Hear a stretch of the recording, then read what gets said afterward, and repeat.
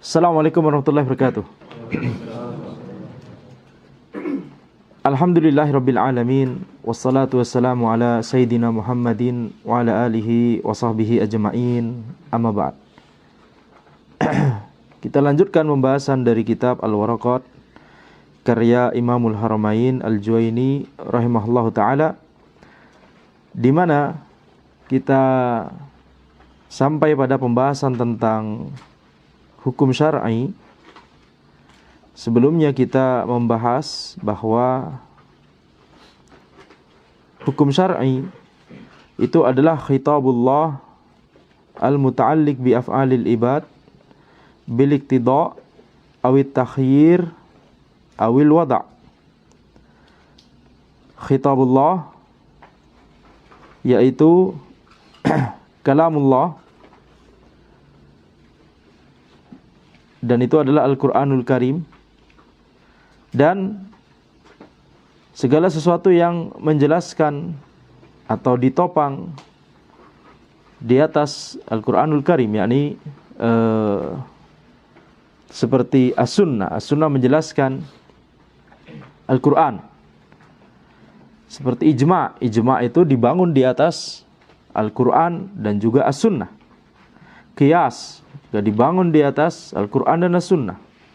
Dan dalil-dalil yang lain, ya, dalil-dalil yang lain itu termasuk dalam konsekuensi ketika kita menyebutkan khitabullah. Dan terkait Al-Qur'an, maka para ulama itu telah menjelaskan bahwa akidah Ahlussunnah wal Jamaah bahwa Al-Qur'an adalah kalamullah. Al-kalam yakni firman Allah Subhanahu wa taala.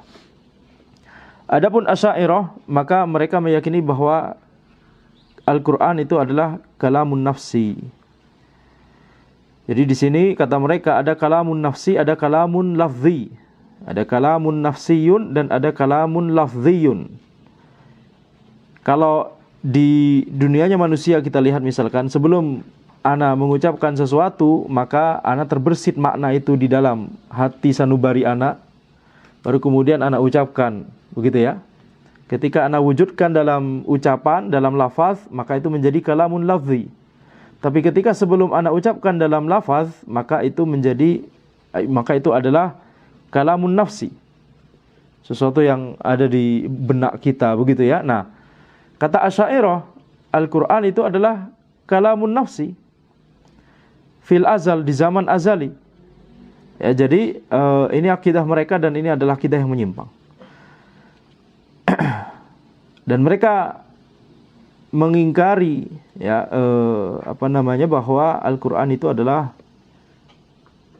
kalamullah, ya, baik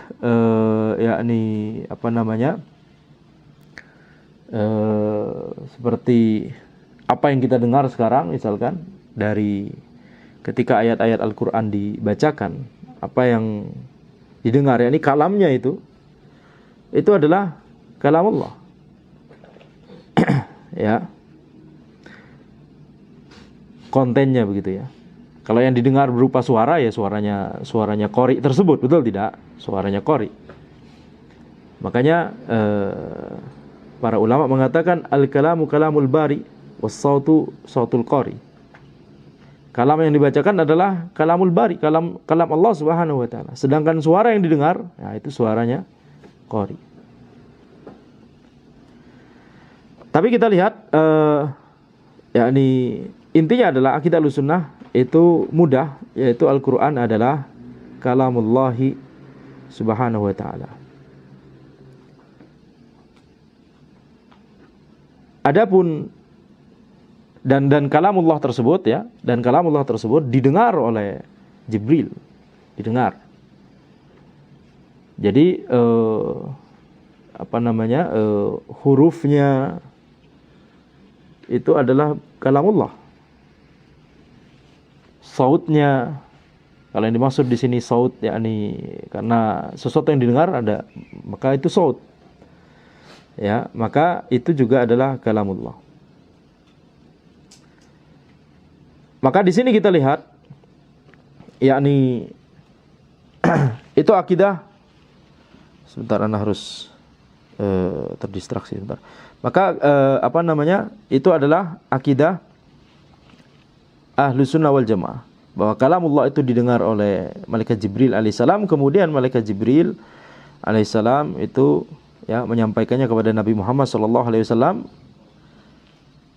dan kemudian Nabi Muhammad sallallahu alaihi wasallam menyampaikannya kepada kaum muslimin, kepada umat Islam ini. Baik. Adapun akidah Mu'tazilah, maka akidah Mu'tazilah yakni Allah Subhanahu wa taala itu menciptakan Al-Qur'an. Al-Qur'an adalah makhluk. Ya, Al-Qur'an adalah makhluk.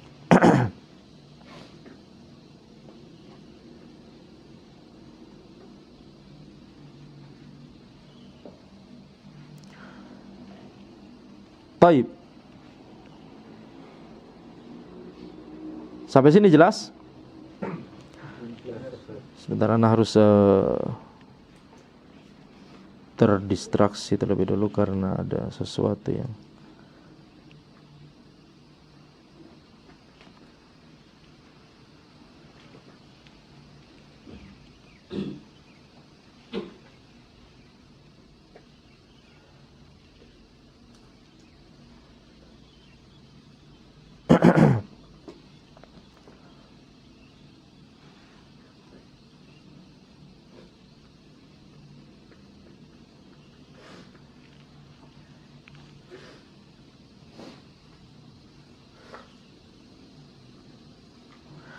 Taib, afwan.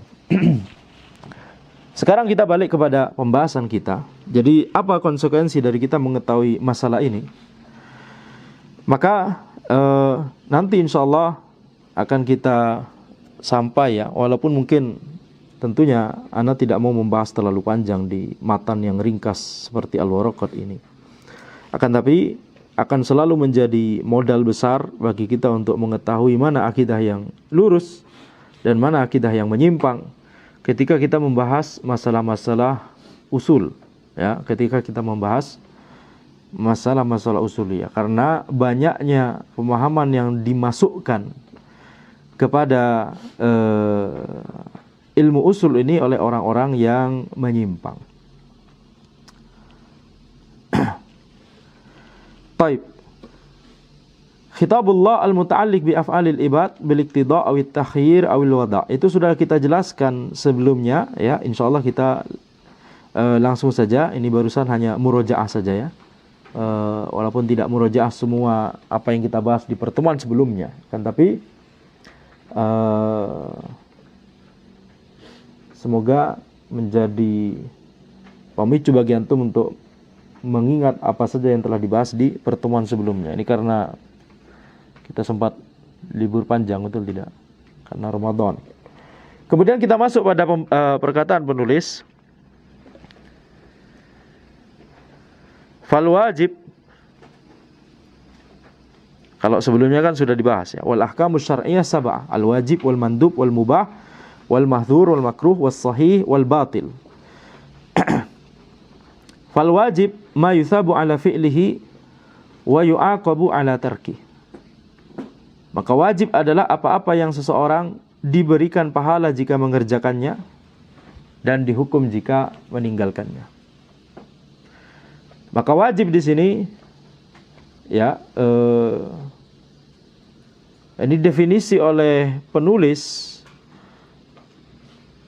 Ini kata para ulama adalah definisi melihat pada konsekuensinya. Konsekuensinya apa? Kalau sesuatu yang wajib tersebut dikerjakan, konsekuensinya apa kalau sesuatu yang wajib tersebut ditinggalkan? Nah, ini definisi berdasarkan konsekuensi. Ta'rifu bil athar. Adapun adapun definisi yang lebih menjelaskan hakikat dari wajib, itu sebagaimana yang disebutkan oleh para usuliyun, ma amara bihi syari' ala wajhil ilzam. Apa yang diperintahkan oleh syariat secara tegas. Karena nanti antum akan mempelajari bahwa apa yang diperintahkan oleh syariat itu ada yang secara tegas dan tidak secara tegas. Nah, wajib itu adalah ma amara bihi syari' ala wajhil ilzam. Apa yang diperintahkan oleh syariat secara tegas.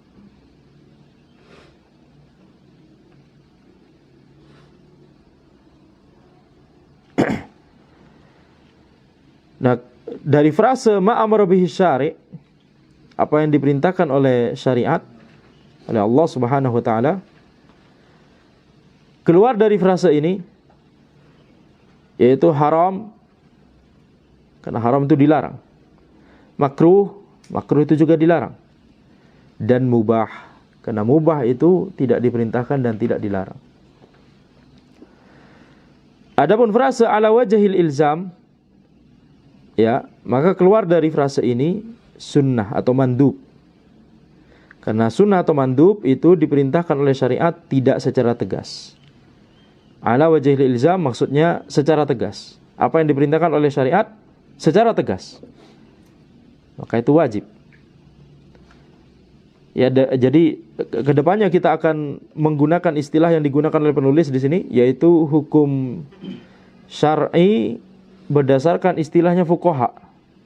Karena hukum syar'i berdasarkan istilahnya usuliyin, sebagaimana yang telah kita jelaskan, al-ijabu wa an-nadab wa al-ibahah wal karahah wat tahrim.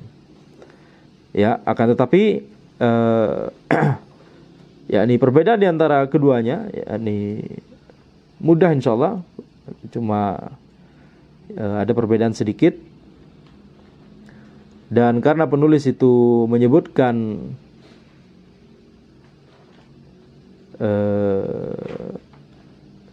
istilah wajib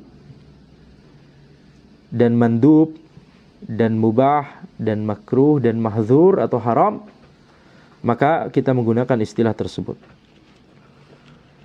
Maka ini definisi wajib secara syariat, ma amara bihi syari' ala wajhil ilzam. Definisi yang menjelaskan hakikatnya, apa yang diperintahkan oleh syariat secara tegas. Adapun definisi lain, itulah yang disebutkan oleh penulis, ma yuthabu ala fi'lihi wa yu'aqabu ala tarkih. Ini definisi tadi kita katakan berdasarkan konsekuensinya. Tetapi definisi ini ya kurang lengkap. Ya, definisi ini kurang lengkap. Yang lebih lengkap adalah ma yuthabu ala fi'lihi imtithalan wa yastahiqqul iqab ala tarkihi. Ya. Ma yuthabu ala fi'lihi imtithalan wa yastahiqqul iqab ala tarkihi. Apa-apa yang seseorang diberikan pahala jika mengerjakannya dalam rangka ketaatan kepada Allah, dan apa-apa yang seseorang itu berhak untuk dihukum jika dia meninggalkannya. Jadi ini definisi wajib menurut konsekuensinya. Apa-apa yang seseorang diberikan pahala jika mengerjakannya dalam rangka ketaatan kepada Allah, dan seseorang tersebut berhak untuk dihukum jika meninggalkannya.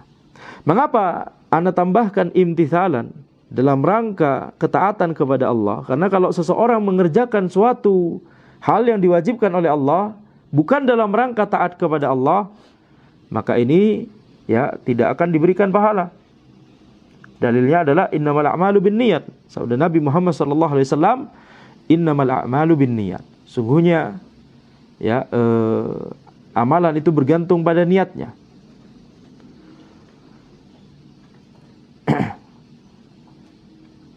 Ketika seseorang misalkan mengerjakan sholat,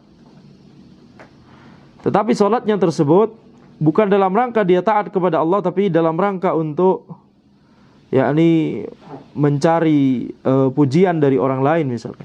Mencari pujian dari orang yang melihat dia sholat. Dia membaca Quran karena ingin dipuji oleh orang yang mendengarkan bacaan Al-Qurannya. Kira-kira diberikan pahala atau tidak? Amalan ibadah yang dicampuri dengan syirik asghar ini tidak mendapatkan pahala. Maka kita lihat Ini penting ya, syarat ini yaitu imtithalan atau qaid ini, yaitu batasan ini. Ma yuthabu ala fi'lihi imtithalan. Apa-apa yang seseorang diberikan pahala jika dia mengerjakannya dalam rangka ketaatan kepada Allah Subhanahu wa ta'ala. Baik ibadah yang mahdoh ataupun ibadah yang ghairu mahdoh. Ibadah yang mahdoh tadi kita contohkan salat. Memang wajib untuk ada niat. Seharusnya harus ada niat untuk beribadah kepada Allah. Ya. Dan mengharapkan ridho Allah Subhanahu wa taala, mengharapkan pahala dari Allah Subhanahu wa taala. Akan tapi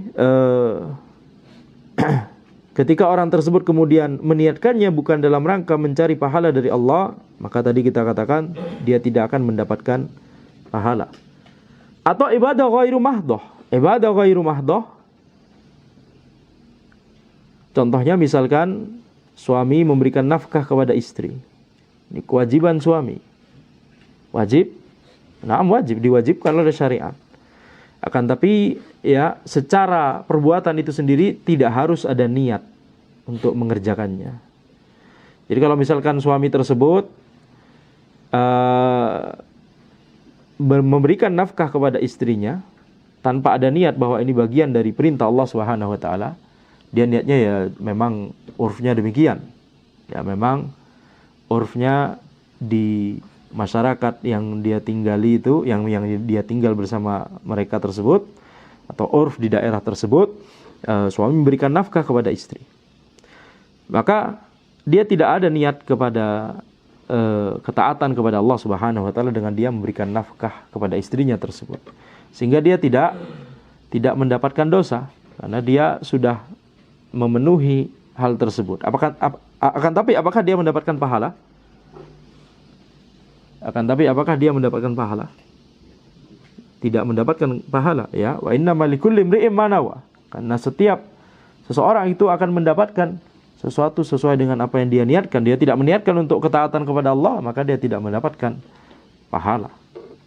Ya, jadi ini contoh ibadah yang harus menghadirkan niat dalam rangka mendapatkan pahala.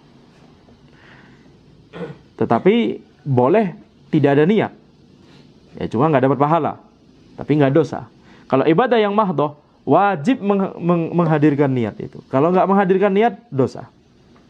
Itu bedanya, ibadah mahdoh, salah satu bedanya, ibadah mahdoh dan ibadah ghairu mahdoh. Makanya, ibadah mahdoh ketika dilakukan, sekedar dilakukan secara zahir, maka tidak mungkin kita kepikiran orang tersebut melakukan perbuatan lain kecuali ibadah tersebut. Ada orang berdiri, kemudian rukuk, kemudian berdiri lagi, kemudian sujud. Gak mungkin kita yang melihatnya kemudian orang ini lagi pemanasan misalkan atau apa begitu ya, atau lagi iseng saja misalkan. Gak mungkin, kita pasti akan melihatnya ya, pertama angkat tangan, kemudian berdiri ya, dalam kondisi berdiri, kemudian ruku, kemudian gerakan i'tidal, kemudian sujud dan seterusnya. Orang yang melihatnya pasti akan melihat ini orang tersebut sedang sholat, betul tidak? Jadi secara zahirnya saja sudah kelihatan bahwa itu adalah ibadah. Itu salah satu cirinya. Maka ibadah mahdoh, ibadah yang yakni memang itu murni adalah sebuah ibadah, maka dia wajib untuk menghadirkan niat. Kalau seseorang tidak menghadirkan niat melakukannya dalam rangka ketaatan kepada Allah, maka dia berdosa. Ya, maka dia berdosa. Seperti tadi, dia menghadirkan niat mengharapkan pujian dari orang lain. Taib. Istilah lain dari wajib, sebentar. Ma yuthabu ala fi'lihi imtithalan wa yastahiqqul iqaba ala tarki. Dan orang tersebut berhak untuk dihukum jika meninggalkannya. Kenapa kita katakan ada tambahan istihqaq di sini, yastahiqqu? Karena bisa jadi seseorang itu meninggalkan suatu perbuatan yang wajib tapi tidak dihukum oleh Allah Subhanahu wa taala. Gimana caranya? seseorang meninggalkan perbuatan wajib, seseorang tidak puasa Ramadan dengan sengaja misalkan, seseorang tidak bayar zakat mal dengan sengaja, atau zakatul fitr dengan sengaja, maka bisa jadi dia tidak dihukum oleh Allah Subhanahu wa taala, tidak diazab oleh Allah Subhanahu wa taala. Dalilnya adalah innallaha la yaghfiru ayyushraka bihi wa yaghfiru ma duna dzalika liman yasha. Sungguhnya Allah Subhanahu wa taala tidak mengampuni seseorang yang berbuat kesyirikan kepada Allah, akan tapi Allah Subhanahu wa taala mengampuni orang yang berbuat dosa di bawah dosa kesyirikan. Allah mengampuni kepada siapa yang Allah kehendaki. Jadi seseorang ketika melakukan dosa, selama dosa tersebut bukan dosa pembatal keislaman, selama dosa tersebut bukan dosa pembatal keimanan, yaitu syirik akbar, kufur akbar, dan nifak akbar, maka orang tersebut di akhirat tahta masyiatillah, di bawah kehendak Allah. Insya'a ghafarahu atau afa anhu wa insya'a azzabahu. Kalau Allah berkehendak maka Allah akan mengampuninya, dan kalau Allah berkehendak maka Allah akan menghukumnya, mengazabnya. Ya. Jadi seseorang yang meninggalkan perbuatan wajib, seseorang yang meninggalkan sesuatu yang diwajibkan oleh syariat, maka bisa jadi dihukum, bisa jadi tidak dihukum. Kalau kewajiban tersebut terkait tauhid sehingga lawannya adalah syirik akbar misalkan, jelas ini pasti dihukum, karena Allah Subhanahu wa taala telah menjelaskan innallaha la yaghfiru ayyushraka bihi. Sungguhnya Allah tidak mengampuni ya seseorang yang berbuat kesyirikan kepada Allah Subhanahu wa taala, yakni selama dia tidak bertaubat. Kalau bertaubat maka seluruh dosa dihapuskan oleh Allah. Tapi ketika dia meninggal dunia dalam kondisi melakukan syirik akbar, kufur akbar, atau nifak akbar, belum bertaubat, maka di sisi Allah dia kafir, sehingga nanti masuk neraka dengan kekal, masuk neraka secara kekal, abadi di neraka. Akan tapi orang yang tidak melakukan dosa pembatal keimanan, dia hanya melakukan dosa pengurang keimanan, ya maka nanti di akhirat tahta masyiatillah, di bawah kehendak Allah Subhanahu wa taala. Ya tentunya kalau dosanya itu lebih sedikit daripada amalan kebaikannya, amalan ketaatannya, maka ya dia masuk surga langsung. Ya. Akan tapi kalau dosanya lebih banyak, timbangan dosanya lebih berat daripada timbangan pahalanya, maka dia masuk neraka dengan kekal atau sementara, atau masuk surga juga. Ya di bawah kehendak Allah Subhanahu wa taala. Kalau Allah berkehendak untuk mengampuni dosa tersebut, maka langsung masuk surga. Kalau Allah tidak mengampuni, kalau Allah berkehendak untuk mengazab orang ini, maka dia masuk neraka sementara sebelum kemudian diangkat ke surga. Ini akidah Ahlussunnah wal Jamaah. Ya, dan ada juga orang yang bahkan tidak dihisab, langsung masuk surga tanpa hisab, tanpa azab. Baik. Nah, di sini kita lihat, makanya ketika ada orang yang bisa jadi diampuni oleh Allah di akhirat, ketika dia tidak melakukan perbuatan yang wajib, yang diwajibkan oleh Allah Subhanahu wa taala, makanya para ulama menambahkan kata yastahiq. Kalau dipenuliskan, definisi penuliskan tidak ada kata yastahiqu. Langsung saja wa yu'aqabu ala tarki. Betul tidak? Wa yu'aqabu ala tarki. Fal wajib ma yuthabu ala fi'lihi wa yu'aqabu ala tarki. Wajib itu adalah sesuatu yang seseorang itu diberikan pahala jika mengerjakannya. Nah, penulis tidak menyebutkan keterangan imtithalan dalam rangka mengerjakan ketaatan kepada Allah. Kemudian penulis langsung mengatakan wa yu'aqabu ala tarki. Wa yu'aqabu ala tarki, yaitu dihukum jika meninggalkannya. Seseorang tersebut dihukum jika meninggalkannya. Kita katakan belum tentu. Jadi yang lebih akurat atau lebih presisi ya, definisi yang benar secara konsekuensi ini adalah wa yastahiqqul iqaba ala tarki. seseorang tersebut berhak untuk dihukum jika meninggalkannya. Yani bisa dihukum, bisa tidak dihukum. Bisa diazab atau bisa tidak diazab, tergantung kehendak Allah Subhanahu wa taala. Sampai sini jelas? Taib. Dan kita lihat ini definisi secara konsekuensi dari wajib. Konsekuensi melakukan perbuatan wajib dan konsekuensi meninggalkan perbuatan wajib. Ini konsekuensi di dunia atau di akhirat? Di akhirat. Betul tidak? Seseorang ya mungkin ada tanda-tandanya, tapi secara umum ya nggak ada perbedaan antara orang yang misalkan tidak mengerjakan perbuatan wajib dan mengerjakan perbuatan wajib. Secara zahirnya saja misalkan ya, nggak ada bedanya antara orang yang tadi subuh sholat dengan tadi subuh belas nggak sholat, begitu kan? Betul tidak? Walaupun nanti sebenarnya bakal ada bedanya, seperti misalkan ya, akan berpengaruh kepada kehidupannya yang lain ya, keberkahannya, kemudian keqonaahnya dan seterusnya. Tapi secara umum ya ini bisa dibedakan tidak? Secara zahirnya saja ya nggak bisa dibedakan, kecuali nanti ketika itu kemudian merembet ke hal-hal yang lain dalam kehidupannya. Ya, maka ini konsekuensi di akhirat.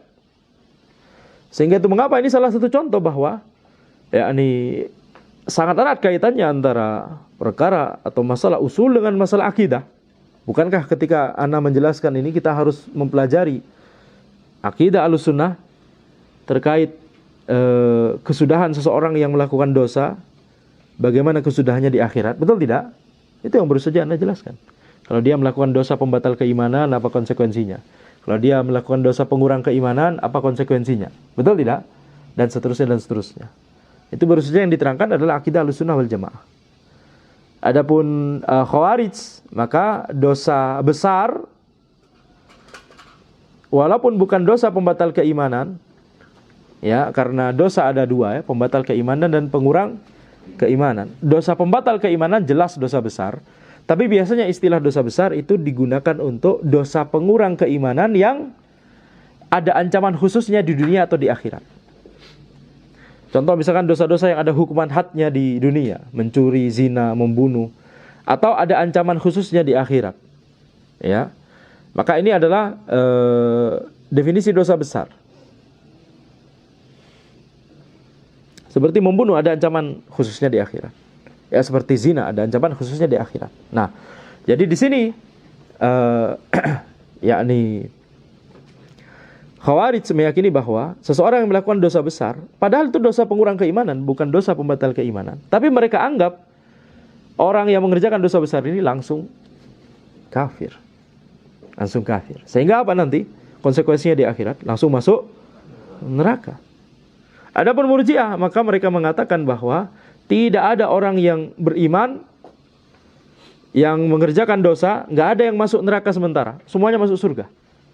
Tidak ada ahlul tauhid dan ahlul iman, walaupun dosanya lebih besar lebih berat daripada pahalanya, nggak ada yang masuk neraka dengan sementara. Mereka mengingkari masuknya seorang muslim ke neraka sementara.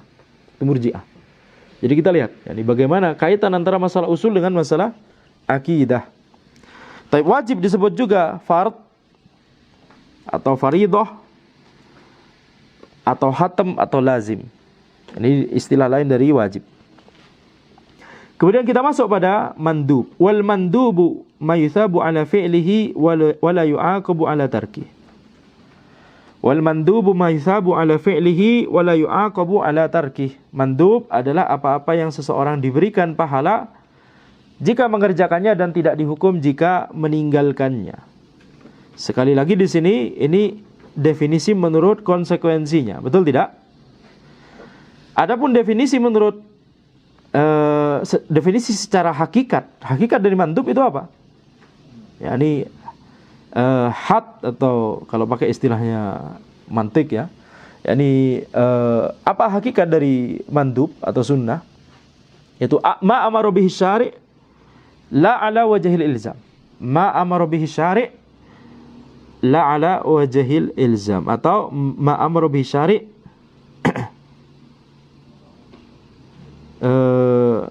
ala ghairi wajhil ilzam. Apa yang diperintahkan oleh syariat tidak secara tegas. Jadi dari frase ma amara bihi syari', apa yang diperintahkan oleh syariat, dari frase ini kita mengeluarkan yang haram, yang makruh, yang mubah. Sehingga dari 5 hukum tersisa wajib sama mandub. Nah, yang wajib kemudian dikeluarkan oleh frase la ala wajhil ilzam. Ya. Diperintahkan tidak secara tegas, sehingga itu mengeluarkan yang diperintahkan secara tegas itu wajib. Ya, jadi dari sini kita lihat ma'amaru bi syari' la ala wajhil ilzam. Jadi ini definisi secara yakni apa yang dimaksud dengan mandub. Secara hakikat dari mandub tersebut. Adapun definisi lain dari mandub secara syariat itu adalah ma yuthabu ala fi'lihi imtithalan wa la yu'aqabu ala tarkih.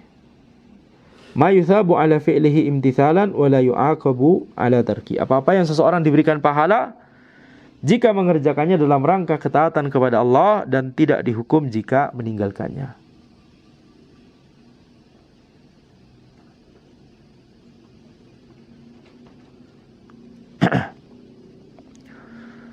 Jadi di sini masih sama, apa-apa yang seseorang diberikan pahala jika mengerjakannya dalam rangka ketaatan kepada Allah, wala yu'aqabu ala tarki, dan dia tidak dihukum jika meninggalkannya. Ini perbedaan antara wajib dengan mandub atau sunnah. Contoh wajib misalkan waqimus shalah, ya, dirikanlah salat, tegakkanlah salat. Maka itu adalah perintah dari Allah Subhanahu wa taala, dan hukum asal perintah itu adalah wajib. Hukum asal dari perintah adalah wajib.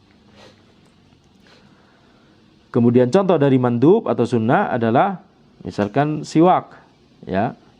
Laula an asyqa ala ummati la amartuhum bisiwak inda kulli wudu. Di riwayat yang lain inda kulli shalah.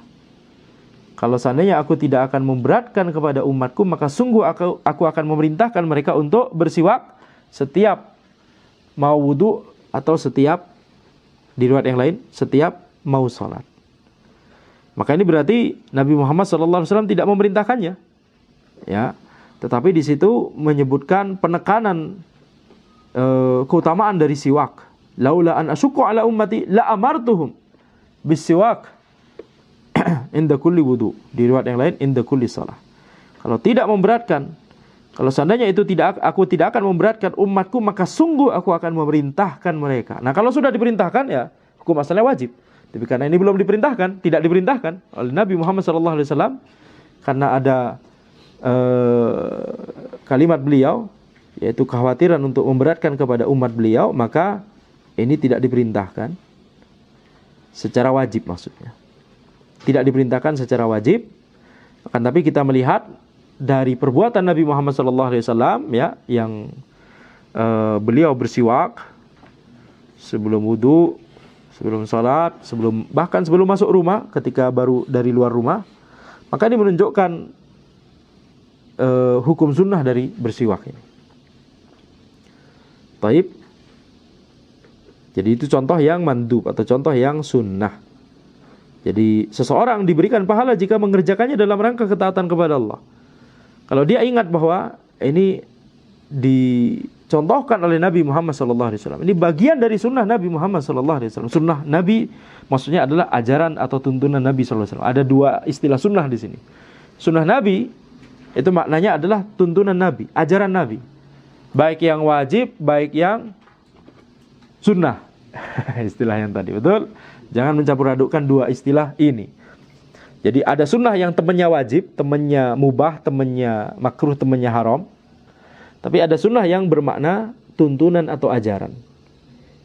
Sunnah Nabi SAW maknanya yaitu agama Islam seluruhnya. Itu adalah sunnah Nabi Muhammad SAW. Apa yang ajarkan oleh Al-Quran dan As-Sunnah. Itu semuanya adalah sunnah Nabi Muhammad SAW. Taib.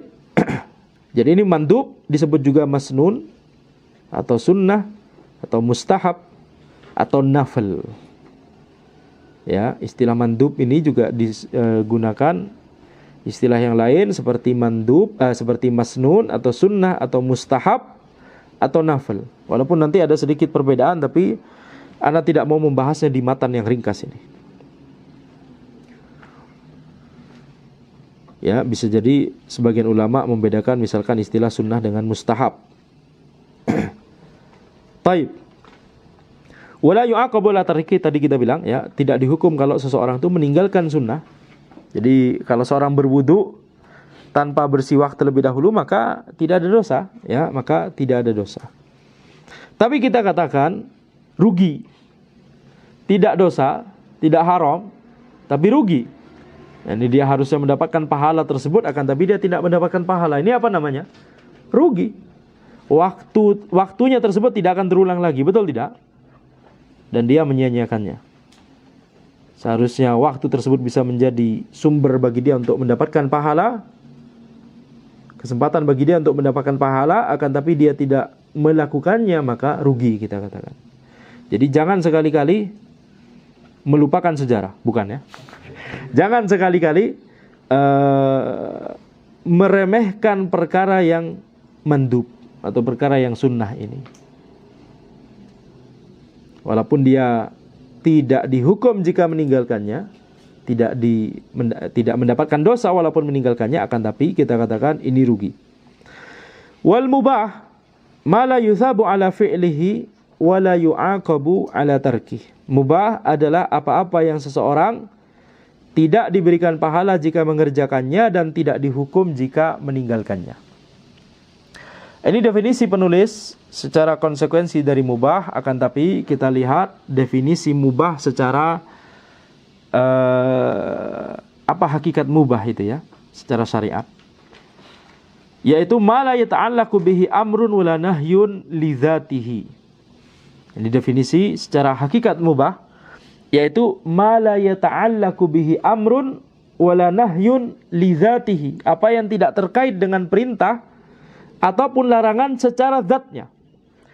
Secara zat perbuatan atau sesuatu tersebut tidak ada perintah secara khusus atau tidak ada larangan secara khusus terkait hal tersebut. Secara zatnya tidak ada. Akan tapi bisa jadi ada perintah atau larangan ya secara yakni wasilah. Dia wasilah menuju sesuatu yang diperintahkan. Dia wasilah menuju sesuatu yang dilarang. Tapi sesuatu ini sendiri nggak ada perintah atau larangannya secara khusus. Contoh misalkan, apa hukum jalan? Mubah-mubah saja, betul tidak? Akan tapi ketika itu kemudian terkait dengan sesuatu yang lain yang itu diperintahkan, ketika itu menjadi wasilah kepada sesuatu yang lain yang diperintahkan, contohnya misalkan, apa hukum jalan ke masjid? Jika antum nggak ada kendaraan, wajib, ya wajib. Kan nggak ada opsi lain, betul tidak? Masa antum merangkak ke masjid? Kalau masih ada kaki, maka tentunya berjalan, betul tidak? Nah, jadi apa hukumnya bagi laki-laki misalkan, ya sholat 5 waktu berjamaah di masjid? Ya kita mengambil pendapat wajib, fardu ain bagi laki-laki. Apa hukum berjalannya tersebut? Dia jadi wajib. Kenapa dia jadi wajib? Karena dia terkait, dia menjadi wasilah kepada sesuatu yang wajib. Tetapi kalau misalkan dia tidak terkait dengan sesuatu yang wajib, dia tidak menjadi wasilah kepada sesuatu yang wajib, maka ini hukumnya mubah. Baik. Terkait hal ini, ya contoh misalkan sesuatu, misalkan jalan, tetap jalan ya. Hukum jalan tadi mubah. Tapi bagaimana kalau misalkan antum ditanya sekarang, bukan hukum berjalan, titik, tapi apa hukum berjalan ke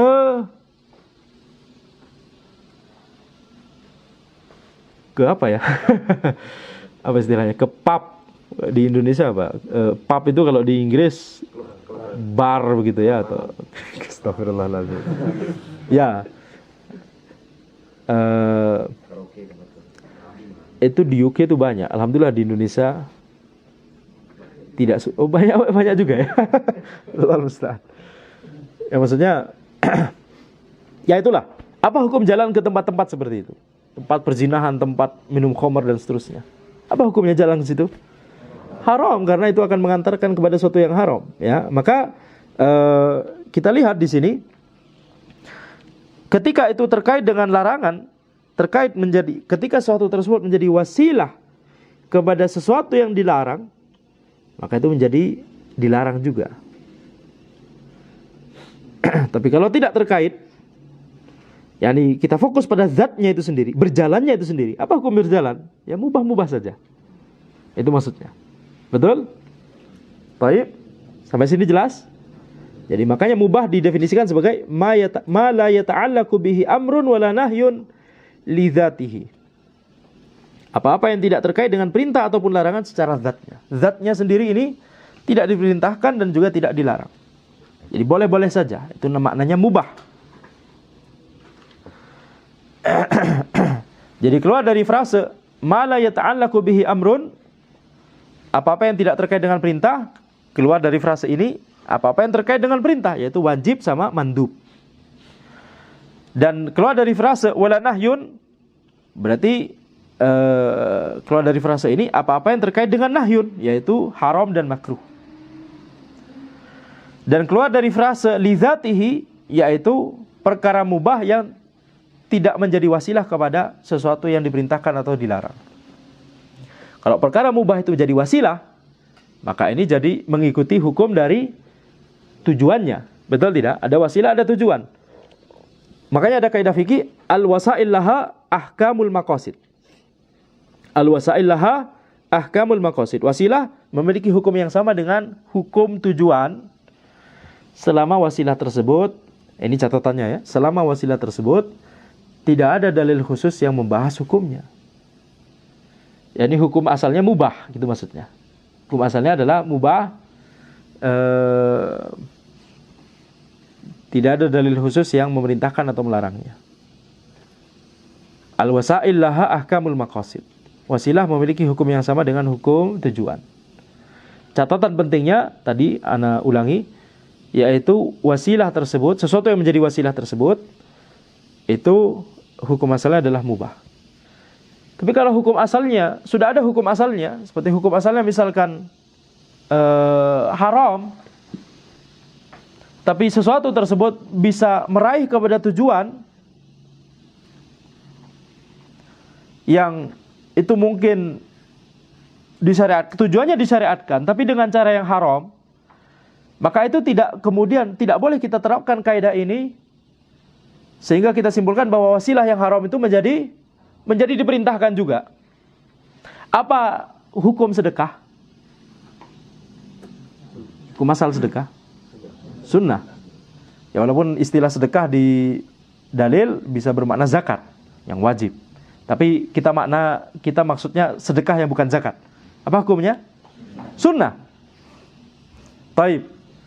Salah satu wasilah untuk menuju kepada supaya seorang bisa sedekah adalah korupsi atau mencuri atau melakukan ambush seperti Robin Hood, begal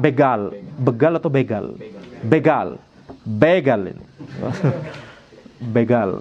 begal ya. Jadi tidak kemudian kita terapkan kaidah ini. Al-wasail laha ahkamul maqasid. Wasilah memiliki hukum yang sama dengan hukum tujuan. Tujuannya saya mau sedekah, maka tidak masalah ini. Ya, ini kaidahnya yang digunakan oleh Khawarij. Yang pernah Anda katakan. Mereka merasa mereka ingin jihad, walaupun itu bukan jihad ya. Betul tidak? Ini jihad menurut mereka. Padahal ini kesesatan, kezaliman kepada orang lain, membunuh orang yang tidak boleh dibunuh, haram, dan merusak harta yang tidak boleh dirusak. seperti ngebom gitu kan. Kalau ngebom itu kan apa? Harta rusak dan nyawa terbunuh, betul tidak? Ini kata mereka jihad. Nah, habis itu untuk melakukan jihad ini kan butuh modal. Modalnya gimana? Dapat dari mana? Makanya mereka mengatakan al-wasail laha ahkamul maqasid. Wasilah memiliki tujuan yang sama dengan hukum tujuan. Boleh ngerampok bank, ngerampok toko perhiasan. Ada beritanya, baca aja ya. Beritanya, jejak sejarahnya, jejak historinya, jejak elektroniknya ada. Dilakukan oleh orang-orang teroris untuk, yakni mereka melakukan perampokan dan penjarahan itu untuk membiayai ini tujuan yang mau mereka tuju ini. Ini berarti mereka sedang menerapkan kaidah ini. Ini nggak boleh karena yang wasilah tadi, perampokan itu sudah ada jelas hukumnya, yaitu apa? Haram. Udah tujuannya salah, menerapkan kaidah ini kepada wasilah yang sudah ada hukumnya, yakni ya, itulah. Jadi satu kesesatan akan berujung kepada kesesatan-kesesatan berikutnya. Nauzubillah min dzalik. Baik. Adapun definisi mubah secara konsekuensi adalah definisi yang disebutkan oleh penulis, yaitu ma la yuthabu ala fi'lihi wa la yu'aqabu ala tarki. Apa-apa yang seseorang tidak diberikan pahala jika mengerjakannya dan tidak dihukum jika meninggalkannya. Ada kaidah yang terkait, yaitu ma la yatimul wajib illa bihi fahuwa wajib. Ma la yatimul wajib illa bihi fahuwa wajib. Yaitu apa-apa yang sesuatu yang wajib kalau tidak mungkin dilakukan kecuali dengan sesuatu ini, maka sesuatu ini juga wajib. Ma la yatimul wajib, ma la yatimul wajibu illa bihi fahuwa wajibun. Sesuatu yang kalau ada perkara wajib tidak mungkin dilakukan kecuali dengan sesuatu ini, maka sesuatu ini juga wajib. Kenapa? Karena ini adalah satu-satunya wasilah supaya perkara wajib ini bisa dilaksanakan. Ini terkait dengan kaidah yang tadi, al-wasail laha ahkam al-maqasid. Terkait. Kaidah yang mirip. Kalau ada suatu perkara wajib dan nggak ada caranya kecuali untuk mengerjakan perkara wajib ini, kecuali melakukan sesuatu, nah sesuatu ini juga wajib. Contohnya misalkan, tadi contohnya ya, sholat berjamaah di masjid bagi laki-laki yang nggak ada uzur, yang mampu tanpa uzur ya, maka hukumnya wajib. Dan kalau misalkan dia nggak ada kendaraan, sehingga dia tidak bisa melakukan perkara wajib ini kecuali dengan berjalan, maka apa hukum berjalannya? Wajib juga. Nah, wajib juga. Maka ini terkait dengan kaidah yang tadi. Ma la yatimul wajibu illa bihi fahuwa wajib.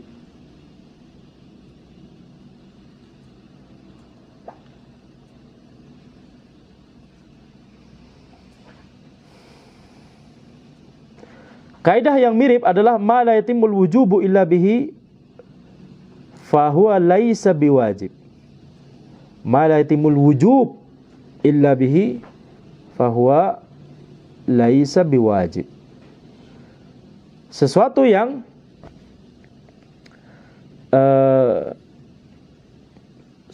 yang perkara ini tidak akan menjadi wajib bagi dia kecuali dengan sesuatu tersebut, maka sesuatu ini tidak wajib.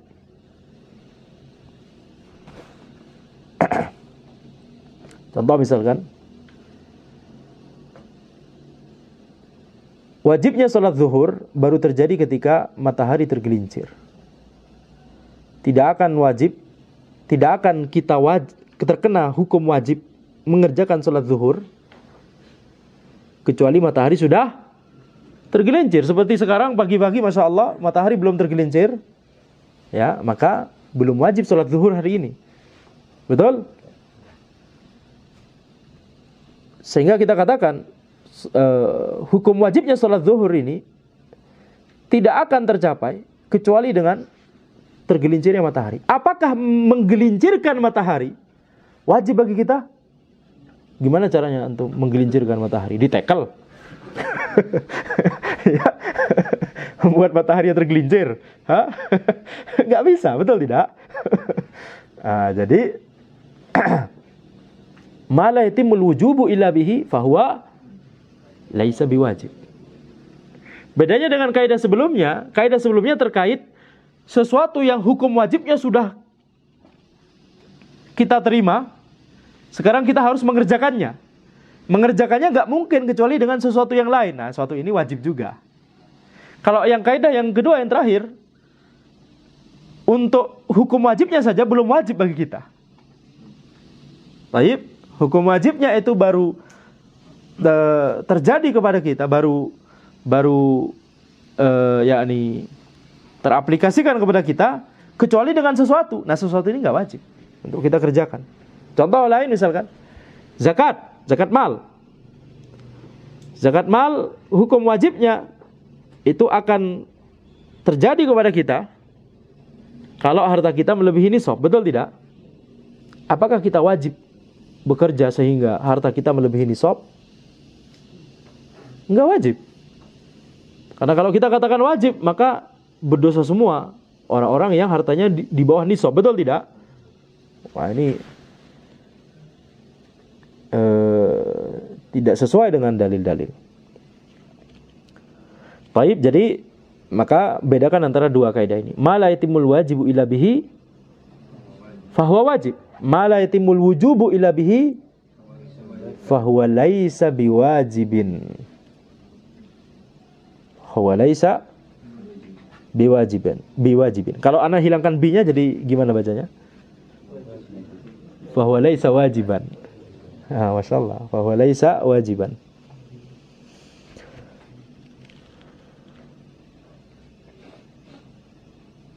Baik.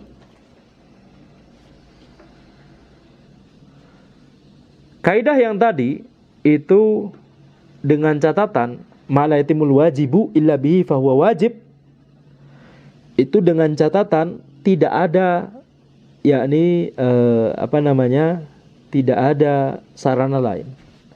Kalau ada sarana lain, ya maka ya mengerjakan salah satu sarana yang wajib. Tapi mengerjakan salah satu sarana apakah wajib?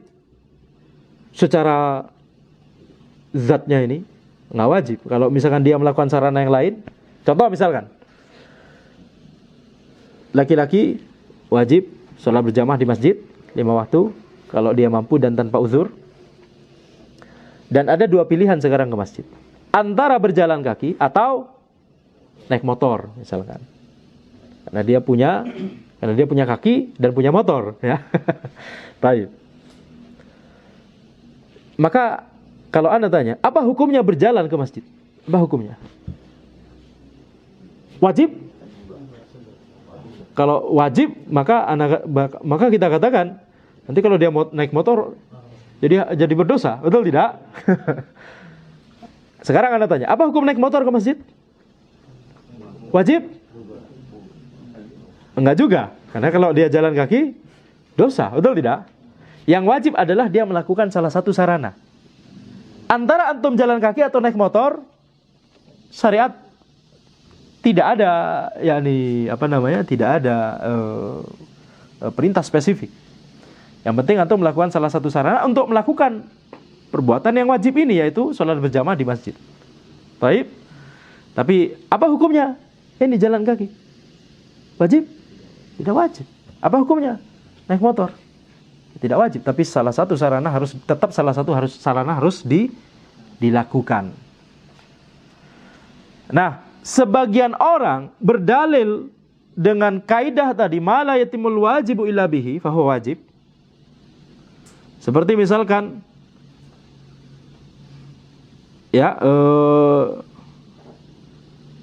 orang-orang yang mau mendirikan khilafah, yang alhamdulillah udah dilarang organisasinya di Indonesia, mereka berdalil bahwa ini tauhid tidak akan ditegakkan, tidak akan bisa tegak kalau tanpa khilafah. Jadi tujuannya adalah dakwah tauhid. Tauhid tidak bisa ditegakkan, yakni tidak bisa didakwahkan kecuali dengan khilafah. maka ma la yatimul wajibu illa bihi fahuwa wajib. Maka kesimpulannya apa? Mendirikan khilafah wajib. Walaupun sudah ada ulil amri di sini, yang itu ulil amri yang sah, yaitu presiden, pemerintah. Maka ini kita katakan ini pendalilan yang keliru. Kenapa? Masih banyak jalur lain untuk mendakwahkan tauhid, tidak hanya satu. Ketika antum membatasi hanya pada satu, kemudian menerapkan kaidah ini, itu sama absurdnya dengan yang tadi. Ya, apa hukumnya jalan kaki ke masjid, padahal dia juga ada motor atau bahkan sepeda atau bahkan mobil atau bahkan pinjem motor temen, ya, atau nebeng temen misalkan, betul? Apa hukumnya jalan kaki? Kemudian dikatakan wajib. Sehingga kalau dia memilih untuk tidak jalan kaki, maka jadi dosa. Betul tidak? Jadi ini melanggar kaidah tadi dan ala kulli hal mendirikan khilafah padahal sudah ada ulil amri yang sah itu adalah sesuatu yang sudah ada hukumnya, yaitu tidak boleh. Karena itu sama saja membatalkan baiat kepada ulil amri yang sah tersebut. Betul tidak?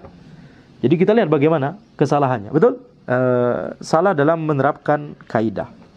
Karena tidak paham kaidah. Cuma nyari-nyari lafaz kaidah yang kira-kira bisa dicocok-cocokin dengan akidahnya yang menyimpang tersebut, habis itu ambil saja ini. Padahal tidak bisa diterapkan kaidah tersebut kepada pemahamannya tersebut. Wal mahdzur ma yuthabu ala tarkihi wa yu'aqabu ala fi'lihi. Mahdzur adalah, tadi Anda sudah sebut mubah, disebut juga apa?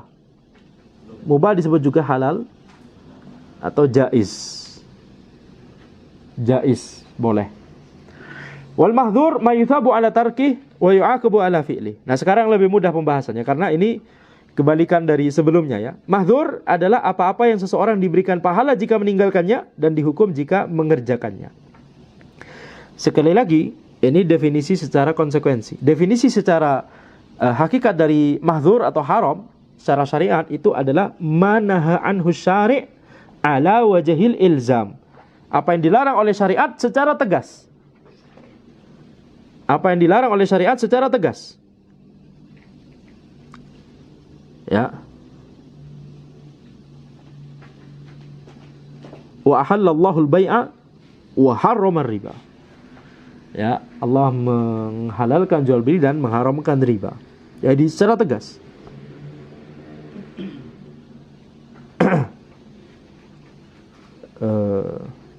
Wala tusyriku bihi syai'a. Jangan berbuat kesyirikan sama sekali kepada Allah Subhanahu wa taala. Dilarang secara tegas.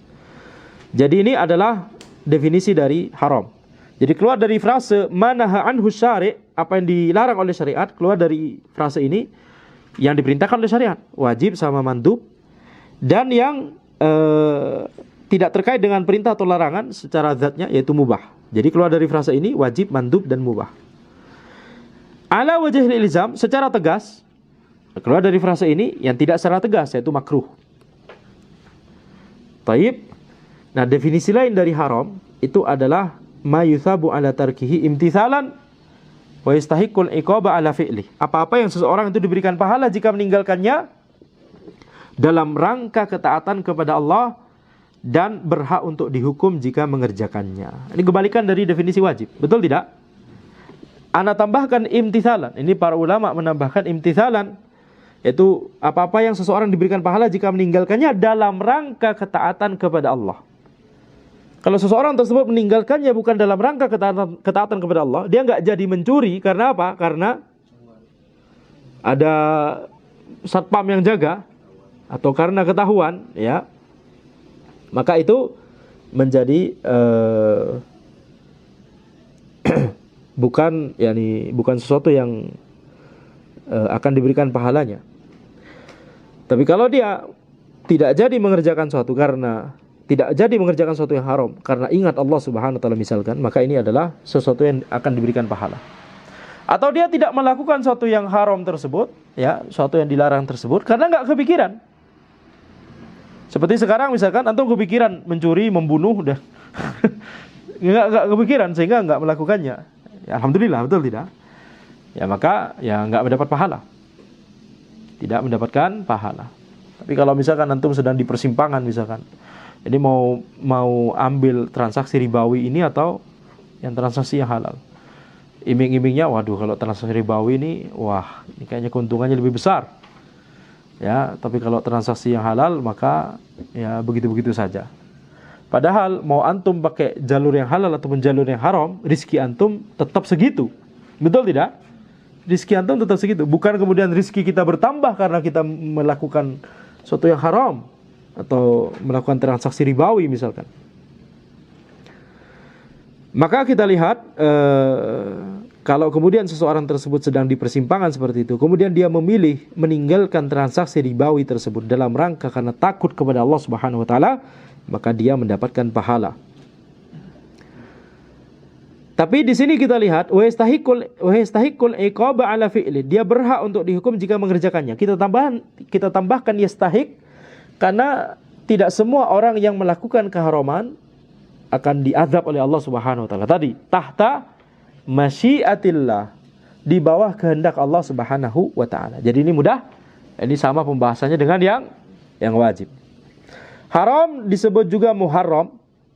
Bukan muharram yang Muharram, habis itu Safar, habis itu itu nama bulan. Antum paham juga maksudnya ya.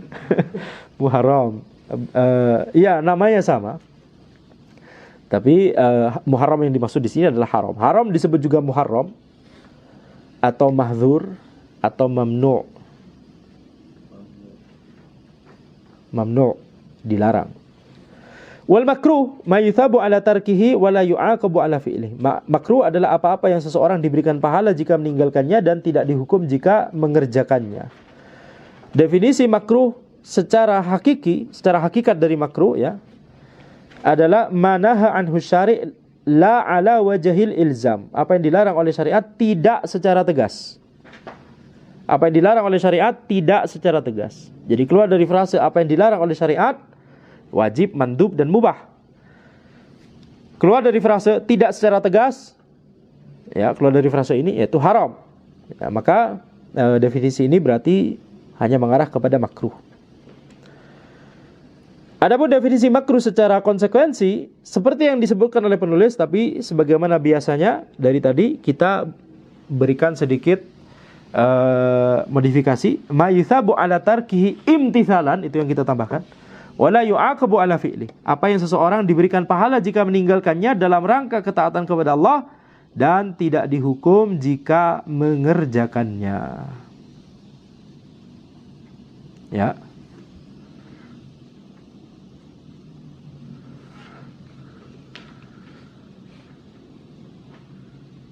Contoh haram tadi sudah kita jelaskan. Contoh makruh misalkan masuk ke toilet misalkan dengan sesuatu yang ada nama Allah di situ, itu makruh. Dan makruh ini akan naik menjadi mubah kalau ada hajah atau kebutuhan. Ya, kalau ada hajah atau kebutuhan. Sedangkan haram bisa jadi mubah kalau ada darurat. Kalau kondisinya darurat. Itu nanti kita bahas nanti saja insyaallah. Taib. Sebentar, koneksi internet di sini bermasalah ya, mungkin betul kan di zoomnya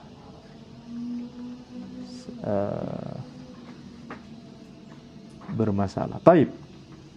Afwan, terdistraksi ya.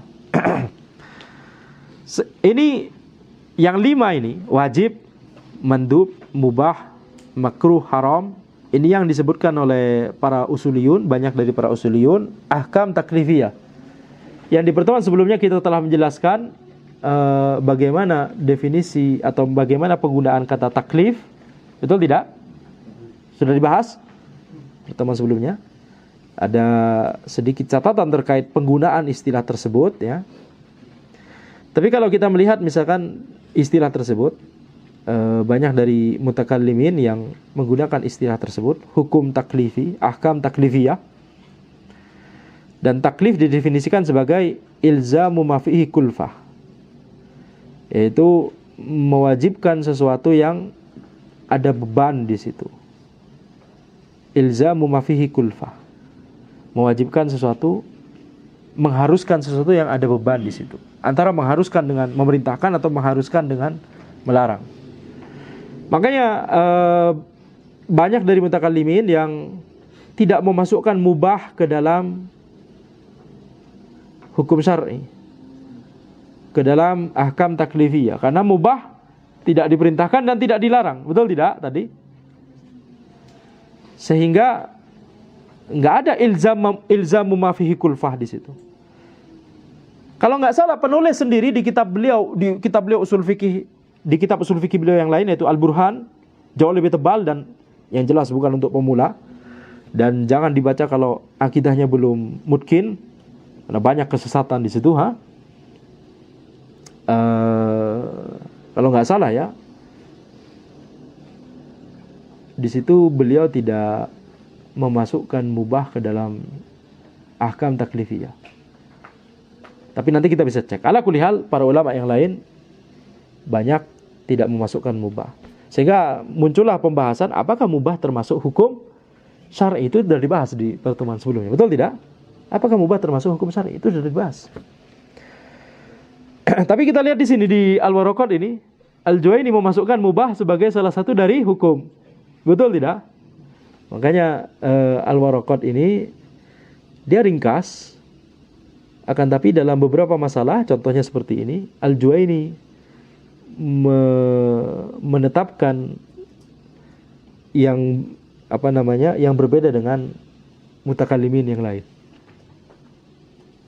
Itu seperti contohnya mubah dimasukkan dalam rangkaian hukum syar'i. Was-sahih ma yata'allaqu bihin nufuz wa yu'taddu bihi. Sahih adalah apa-apa yang maksudnya telah tercapai dan telah teranggap. Jadi sahih atau sah ya. Dalam masalah fikih kita banyak membahas apakah suatu ibadah ini sah atau tidak. Sahih dalam perkara ibadat, jadi sahih ini bisa masuk dalam perkara ibadat atau masuk dalam perkara muamalat. Ada ibadah yang sah dan ada transaksi muamalat yang sah. Makna sahih dalam perkara ibadat berbeda dengan makna sahih dalam perkara muamalat. Makna sahih dalam perkara ibadat maksudnya adalah ma ajza'a wa bari'at bihi dhimmah. Apa yang telah mencukupi dan apa yang dengannya gugurlah kewajibannya. Itu yang kemudian diisyaratkan oleh penulis di sini Al-Juwaini, wa yu'taddu bihi. Bagian frase kedua dari definisi sahih, wa sahih ma yata'allaqu bihi nufuz wa yu'taddu bihi. Wa yu'taddu bihi itu makna sahih dalam perkara ibadat. Wa yu'taddu bihi maknanya adalah telah teranggap. Perkara tersebut telah teranggap. Sahih adalah apa-apa yang telah teranggap, yakni telah mencukupi, telah gugur kewajibannya. Nah, ini makna sahih dalam perkara ibadat. Contoh misalkan sholat, ketika sholat tersebut dikerjakan, ya, jadi perkara sahih itu suatu ibadah akan jadi sah kalau syarat-syaratnya terpenuhi dan penghalang-penghalangnya tidak ada. Sholat misalkan, ketika syaratnya dipenuhi semua, salah satunya misalkan taharah, dan larangannya tidak ada. Apa contohnya larangan sholat? Larangan yang bisa, penghalang yang bisa mempengaruhi keabsahan sholat.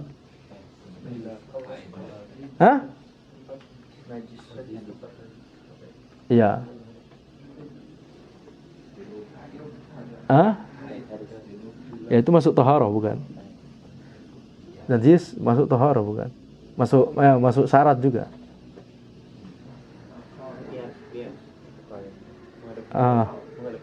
Itu masuk syarat. Ya sudah, kalau susah apa? Haid misalkan. Nah, haid ini penghalang.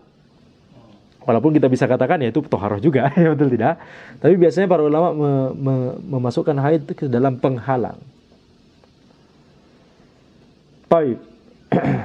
Jadi di sini kalau misalkan sholat tersebut terpenuhi syaratnya dan tidak ada penghalangnya, maka salat tersebut sah. Yani tidak perlu diqadha karena sudah sah. Tidak perlu diqadha karena sudah sah.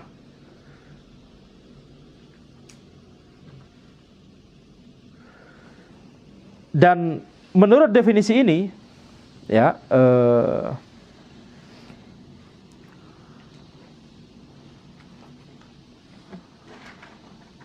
kalau misalkan seseorang tersebut, yakni patokannya adalah apakah secara realitanya sesuai dengan tadi, apakah syaratnya terpenuhi dan tidak ada penghalang. Kalau misalkan perkara tersebut cuma dianggap saja sah oleh orang yang melakukannya, padahal sebenarnya ada syarat yang belum terpenuhi atau ada penghalang yang dia tidak sadari, maka ini perkara ibadah tersebut jadi tidak sah, walaupun dianggap sah oleh orang tersebut. Contohnya misalkan, dia merasa sudah berwudu, tapi sebenarnya dia belum berwudu, dia lupa, tidak berwudu. Kemudian sholat. Menurut dia sah atau tidak? Menurut dia sah atau tidak? Nah, menurut dia sah, tapi secara syariat tidak sah. Sehingga kalau ada orang yang kemudian mengatakan, antum tadi lupa wudu kayaknya, anda yakin banget antum lupa wudu, maka dia wajib untuk mengqadha sholat tadi. Ya, jadi yang menjadi patokan di sini adalah apakah sesuai dengan syarat dan penghalang tadi. Apakah syaratnya terpenuhi atau penghalangnya tidak ada. Contoh misalkan khatib Jumat misalkan, ya, merasa sudah khutbah 2 kali, tapi ternyata khutbahnya baru sekali, maka sholat Jumatnya tidak sah. Karena 2 khutbah itu salah satu syarat sahnya sholat Jumat. Kemudian makna sahih dalam perkara muamalat adalah ma yatarattabu alaihi atharuhu wa yahsulu bihil maqsud. Apa yang terjadi konsekuensinya dan tercapai maksudnya. Ma yatarattabu alaihi atharuhu wa yahsulu bihil maqsud. Apa yang terjadi konsekuensinya dan tercapai maksudnya. Ini yang disyaratkan oleh penulis di frase pertama dari definisi sahih, ma yata'allaku bihin nufuz. Apa yang maksudnya telah tercapai. An-nufuz di situ maksudnya adalah bulughul maksud, tercapai maksudnya. Ini makna sahih dalam perkara muamalat. Contohnya misalkan jual beli. Maksud dari akad jual beli adalah perpindahan kepemilikan.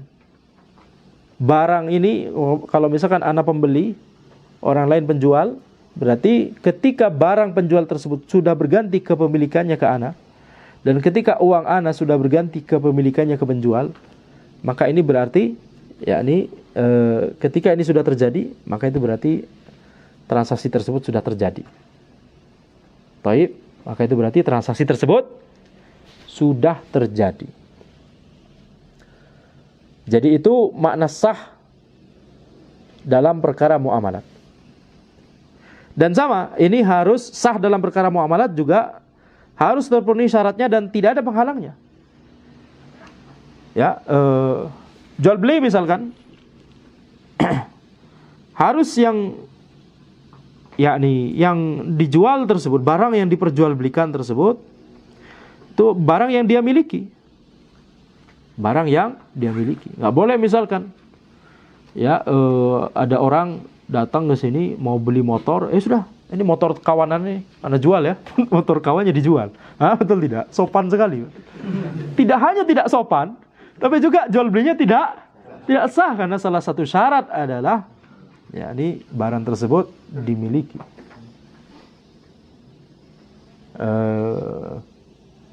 Dan tidak boleh ada penghalang. Contohnya jual belinya setelah azan yang kedua di hari Jumat, di sholat Jumat, kalau ada azan yang kedua. Kalau nggak ada ya sudah setelah azan yang pertama. Baik. Nah, wal batil ma yata'allaqu bihi nufuz wa la yu'taddu bihi, dan batil adalah apa-apa yang maksudnya belum tercapai dan tidak teranggap. Batil di sini lawan dari sahih. Dan batil di sini ada definisi, ada istilah lain yaitu fasid. Fasid. Dan fasid dan batil itu secara umum sinonim ya, dianggap sinonim oleh para usuliyun dan fuqaha. Akan tapi dalam beberapa masalah sedikit saja dibedakan antara fasid dan batil dalam dua masalah. Akan tapi itu nggak perlu dibahas sekarang ya, karena itu nanti saja insyaallah. Tapi yang perlu Anda tekankan di sini, kita lihat apa-apa yang maksudnya belum tercapai, definisi batil. Ma la yata'allaqu bihi nufuz wa la yu'tadu bihi. Apa-apa yang maksudnya belum tercapai dan tidak teranggap. Tidak teranggap di sini berarti dalam batil atau fasid dalam masalah ibadah. Ini yang kita sebut biasanya tidak sah begitu ya. Tidak sah. Salatnya tidak sah atau puasanya tidak sah. Nah, karena apa? Karena syaratnya tidak terpenuhi atau ada penghalang. Kemudian apa-apa yang maksudnya belum tercapai. Ini dalam makna batil atau fasid dalam masalah muamalat. Jadi kebalikan yang sahih tadi. Taib, jelas ini? Ini istilahnya fuqaha. Sahih, batil atau fasid istilahnya fuqaha. Kalau istilahnya usuliyun, sihah. Kemudian batil itu butlan, kemudian fasid itu fasad. Kalau yang wajib itu wujub atau ijab, mandub itu nadab, mubah itu ibahah, makruh itu karohah, haram itu tahrim, ya, mahdzur atau hadr. Kalau ini ahkam wad'iyah ini, maka ada sahih, sihah, batil, butlan, fasid, fasad. Taib, ada hukum wad'i yang lain yang tidak disebutkan oleh penulis, yaitu sebab, kemudian syarat, kemudian mani, penghalang, ya, maka itu tidak perlu kita bahas ya, nanti kita bahas di matan usul fikih yang lebih tebal insyaallah taala. Baik, demikian yang bisa Anda sampaikan.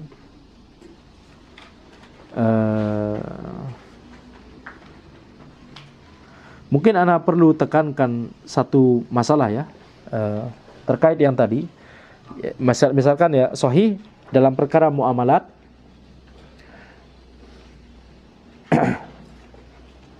yaitu transaksi muamalat itu menjadi sah ketika terjadi konsekuensinya. Ketika terjadi konsekuensinya. Dan konsekuensinya apa? Kalau dalam jual beli, pemindahan kepemilikan. Kalau dalam transaksi ijarah, sewa menyewa, maka yang menyewa dia berhak untuk mendapatkan fasilitas yang disewa. Misalkan Anda bayangkan kontrakan misalkan ya. Maka ketika dia sudah dibolehkan oleh yang punya rumah, silakan, udah dikasih kuncinya misalkan gitu ya. Ini berarti tercapai maksud tersebut. Tercapai maksud. Berarti apa? Tercapai maksud yakni dia bisa menempati kontrakan tersebut ya, memanfaatkan kontrakan tersebut. Dan si pemilik kontrakan dia berhak untuk mendapatkan uang sewa dari si penyewa, betul tidak? Walaupun si penyewa ini belum membayarkan sewanya. Jadi pada saat akad ijarah sewa menyewa itu terjadi, pada saat itu pula ketika penyewa sudah bisa menempati kontrakan ini, maka pada saat itu pula orang yang punya rumah tersebut berhak atas uang sewa dari si penyewa. Kalau misalkan ada tenggat waktu, misalkan ya, boleh bayar dalam 6 bulan ke depan, misalkan begitu ya, maka itu hitungannya adalah ngutang ini, betul tidak? Itu hitungannya adalah hutang. Sehingga konsekuensinya di sini, jadi maksudnya adalah akad sewa menyewa itu kapan? Di awal itu.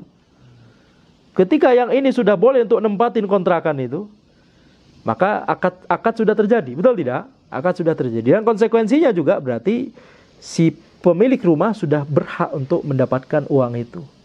Uang itu sudah milik, ya ini sudah harusnya sudah milik beliau, tapi karena belum dibayarkan jadi hutang gitu maksudnya. Sehingga konsekuensinya apa? Kalau misalkan 6 bulan misalkan tadi, kemudian ternyata terlambat, kemudian kalau misalkan uang si pemilik sewa ini, pemilik rumah itu meminta tambahan karena telat, di riba. Atau kalau dari awal misalkan akadnya, antum silakan bayar, silakan ini sewa kontrakan ini, kalau misalkan terlambat bayarnya, Anda kasih waktu 6 bulan. Kalau misalkan terlambat bayarnya, nanti ada keterlambatan sekian persen ya. Tapi itu kalau terlambat aja, santai aja. Akadnya dari awal sudah begitu, maka ini tidak boleh karena itu akad riba. Sekedar menyetujui akad yang ada di dalamnya riba, tidak boleh. Ya, tidak boleh. Apalagi kalau beneran terlambat dan beneran membayarkan riba tersebut. Betul tidak? Sekedar masuk kepada akad itu tidak boleh. Ya, ini salah satu ya. Tentunya Anda tidak mau membahas terlalu jauh karena ini saja sudah sejam lebih Anda kira. Betul tidak? Karena sebenarnya Anda lebih suka untuk membahas usul sangat dekat dengan masalah fikih, tapi ya karena keterbatasan waktu dan juga ini matan usul fikih yang harusnya untuk pemula memang, maka kita cukupkan sampai di sini. Hadza wallahu a'lam. Subhanakallahumma wa bihamdika asyhadu an la ilaha illa anta astaghfiruka wa atubu ilaik. Wassalamualaikum warahmatullahi wabarakatuh.